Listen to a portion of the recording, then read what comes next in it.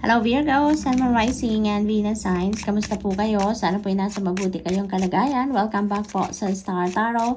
Kung bago kayo dito, welcome din kayo. Thank you sa inyong support. I truly appreciate it and God bless you all. Pauna mensahe ni Virgo, your loved ones are guiding you from above. This is so sweet. Virgo, yung mga mahal ninyo sa buhay na nasa spirit na they're guiding you, no? They're guiding you from above. So make sure that you listen, no? You listen to the guidance, no? Through your intuition. Marami mga signs, symbols, synchronicities na pinapadala din sa inyo. So make sure na i-decode ninyo ang ibig sabihin ng mga yan because that is guidance, no? For you. So what else? We have listened to your inner voice. Your knowledge is within you. Ayan. So, pakinggan ninyo din kung ano man ang sinasabi ng inyong inner voice, no? Pakinggan ninyo yan dahil yan ay alam niya kung ano yung your soul knows kung ano yung best para sa inyo, kung ano yung kailangan ninyong gawin, kung anong mas makakabuti sa inyo, no? Your animals in the spirit are showering you with their love. Ayan, Virgo. Maaaring ang iba sa inyo dito, siguro meron kayong alaga, meron kayong mga fur baby, or other animals siguro, no, na naging parte ng buhay ninyo, ng pamilya ninyo, and maybe they are already in spirit, kaya nagpaparamdam din sa inyo, no, na lagi pa rin silang nandyan, no, katawan lang nila ang nawala, but their spirit is there with you, no, lagi pa rin kayong inaalagaan ng mga yan.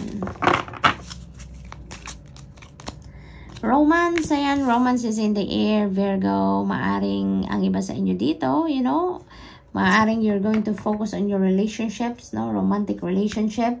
Maari din naman na nagsaselebrate or magsaselebrate kayo with your person ng inyong anniversary, monthsary, or maaring you're celebrating love talaga, no? Maaring ganon. Siguro may mga extra effort na gagawin si Virgo ngayon towards your person, or yung person ninyo, no, is going to do some extra effort para maiparamdam sa inyo ang kanyang pagmamahal. So, maaaring ganon ang ganap. There is union din dito, no? So, maaaring may kasalang magaganap na dito, maaaring ganon. Or, maybe ang iba sa inyo is entering a new love and romantic relationship. So, that is also possible. Ask for help from others, Virgo. Huwag kayong mahiya. Don't hesitate to ask for help from others if you need it, no? Alalahanin nyo lagi na kung ano man ang kailangan natin sa buhay, always ask for help, no? Because help is always available to us. Kung hindi na kaya ng sarili ninyong gawin or kung ano man ang pangangailangan ninyo, don't hesitate to ask for help, no? Dahil lagi at laging merong willing tumulong sa inyo. Get more information. Ayan, so you may need to research, no? Kung ano man itong pinag-iisipan ninyong gawin, kung ano man ang kailangan ninyong pagdesisyonan, kailangan ninyo na mag-research pa kayo, no? Magbasa kayo, magtanong-tanong kayo, get more facts, no? Dahil yan ang makakatulong sa inyo para makapag-desisyon kayo ng mas maayos, mas mabuti. Okay? So, what else? Mercury, open communication, get a weight off your chest. Speak up with love and be heard. Ayan, so this could be related din sa romantic relationship ninyo, na maging open kayo sa inyong person, no? Walang secrets, mas mabuting walang secrets. Lahat bukas ang communication lines ninyo between you and your person or between you and other people, no? Kahit kanino man, mas magandang lagi tayong bukas, lagi tayong transparent, lagi tayong honest, no? Yun ang mas makakagaan ng pakiramdam natin na wala tayong tinatago sa sarili. Kung ano yung nasa isip, nasa dibdib natin, nilalabas natin, yun ang mas maganda, no? So, what else? We have Archangel Michael, trusting heaven, you are safe, no, Virgo. Angels stand close, surrender your concerns, and allow a miracle to occur. Ayan, so you have nothing to fear, you have nothing to worry about. Your guardian angels are always beside you. Laging nakabantay sa iyo, laging nakatutok sa iyo, no? Ginagwardyahan ka, ginagabayan ka, at binabantayan ka. So, wala kayong dapat na ikatakot, okay, Virgo? divine healing. Honor your sensitivity. Retreat to recharge and heal. Your light can support others. Ayan, Virgo, ang iba sa inyo dito is a healer. Ayan, so maybe that is your gift, that is your purpose then dito, no? At maaring ang iba sa inyo are already doing it, no? Maaring nagsimula na kayo mag-heal ng mga tao. You're starting to help heal the world. Maaring ganun ang ganap. For others of you naman, if you are facing, ano mo yun, may mga physical ailment siguro kayo, at may mga dinaramdam kayo sa katawan, nagpapagamot kayo, no? Maaring ngayon magsimula na din kayo na makaramdam ng healing energy, no? Na pumapasok sa inyong katawan. Maaring mag-i-improve na din ang inyong well-being, mag-i-improve na din ang kondisyon ng inyong pangangatawan, kung ano man yung pinapagamot ninyo, maaring ganon. So, what else for Virgo?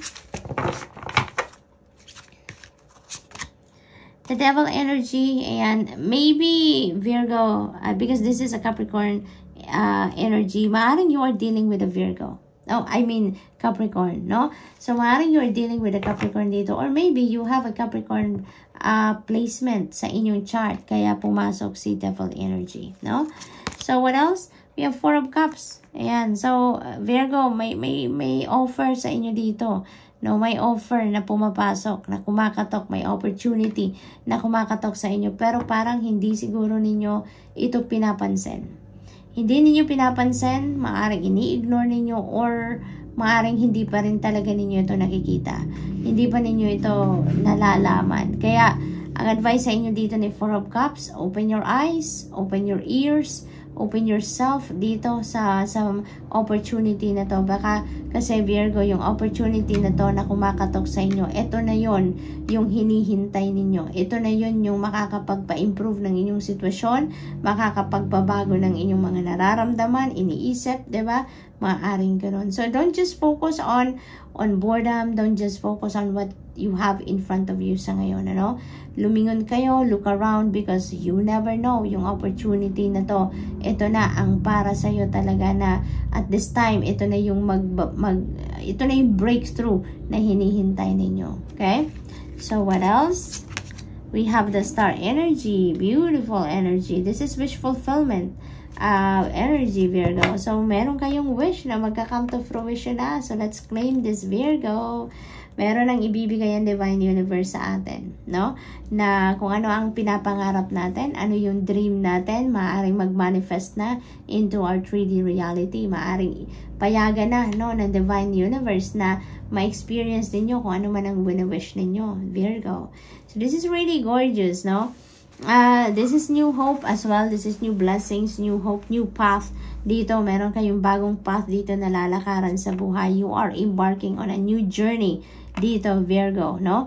So, kasi maaring nagagaling kayo dito sa difficult situation, no? Maaring in the past, you have, experienced difficulty talaga, mga obstacles, madami siguro kayong pinagdaan ng obstacles, and you were able to survive, diba?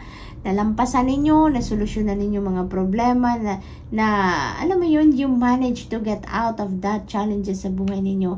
Kaya ngayon, binibigyan kayo ngayon ng bagong pag-asa, bagong buhay, bagong opportunities and possibilities that are going to support your soul's evolution sa ngayon, yung soul's growth ninyo, to support your new life na sisimulan ninyo ngayon, Virgo. So you are so blessed. So good luck, and that's all I have for you for the week. I hope nakatulong ang mga mensaheng ito in some way. Thank you for watching. Love and light. Namaste.